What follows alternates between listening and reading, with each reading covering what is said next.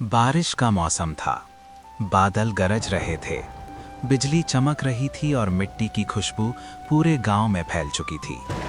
ये कहानी है एक छोटे से गांव रामपुर की, जहां लोग सिंपल थे लेकिन दिल के बहुत अच्छे थे। और बारिश के दिनों में सबसे ज्यादा पसंद की जाती थी गरम गरम पकौड़े और चाय। गरमा गरम पकोड़े और चाय। एक प्लेट पकोड़े और चाय देना। जी अभी देता हूँ। इसी गांव में रहता था रमेश, एक सीधा साधा और मेहनती आदमी। गोरा रंग, पतला शरीर और आंखों में सपने। उसकी पत्नी सीता और एक छोटा बेटा था। घर में गरीबी इतनी थी कि कई बार खाने के लिए भी पैसे नहीं होते थे। गांव में सबसे फेमस दुकान सेठ जी का था। लोग उनके दुकान में ही पकौड़े खाने आते थे, पर वो थोड़ा चालाक, लालची और बहुत ही चतुर था। रमेश वहीं काम करता था, सुबह से रात तक आटा गूंदना, सब्जी काटना, पकौड़े बना के तलना। लेकिन जब लोग तारीफ करते तो सारा क्रेडिट सेठ जी ले जाते। सेठ जी, आपके पकोड़े तो दुनिया में बेस्ट है, इतने सॉफ्ट और टेस्टी। अरे ये तो कुछ भी नहीं है, पूरा जिंदगी का एक्सपीरियंस है ना। रमेश बस चुप रहता और ऊपर से उसे मिलते थे बहुत कम पैसे।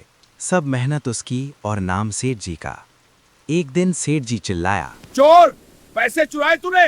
इतना भरोसा किया और ये सिला मिला। बता कहाँ छुपाए पैसे। सेठ जी मैंने कुछ नहीं किया, आप गलत समझ रहे हैं। लेकिन किसी ने उसकी बात नहीं सुनी और उसे नौकरी से निकाल दिया गया। थक हार कर रमेश गांव के मुखिया के पास गया। उन्होंने सब सुना। मुखिया जी, आपको ये सुनना होगा। सेठ जी के स्टॉल पर जो हुआ, मैंने कभी सोचा नहीं था कि ये दिन भी आएगा। ये लो बेटा, इससे काम चल जाएगा। धन्यवाद मुखिया जी, आपका बहुत बहुत शुक्रिया। सीता, मेरे पास एक खुशखबर है। मुखिया जी ने हमें कुछ रुपए दिए हैं अपने खुद का स्टॉल लगाने के लिए। फिर दोनों ने मिलके एक स्टॉल लगाया और खूब सारे पकौड़े बना के रखे, ये उम्मीद में कि उनके पास बहुत सारे कस्टमर आएंगे। रमेश और सीता इंतज़ार करते रहे बारिश के बीच में कि कोई कस्टमर आएगा, लेकिन कोई भी उनके स्टॉल में नहीं आ रहा था। तभी एक बूढ़ा कस्टमर आए और बोला, रमेश, एक प्लेट पकौड़ा देना। उसने खाया तो वो खुश हो गया। इतने स्वादिष्ट पकौड़े! ये बात पूरे गांव में फैल गई और धीरे धीरे उसके स्टॉल में लोग आने लगे और भीड़ लग गई और सब कहने लगे, रमेश के पकौड़े सबसे अच्छे।